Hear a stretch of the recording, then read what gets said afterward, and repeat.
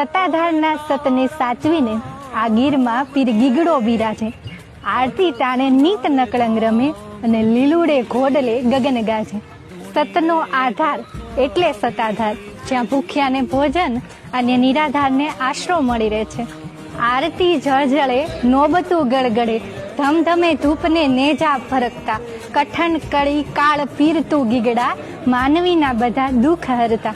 સત્તાધારની વાત નીકળે એટલે લોકોના મોઢે બે દિવ્ય વિભૂતિઓના નામ અચૂક આવે છે, એક આપા ગીગા અને બીજા શામજી બાપુ. સત્તાધારના ઇતિહાસની વાત કરું તો ઈસવીસન 1800માં આપા ગીગા અહીં આવ્યા હતા અને આ જગ્યાની સ્થાપના કરી હતી.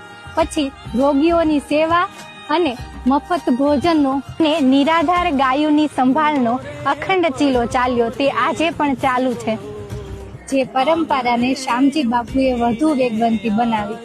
પીરના આંગણે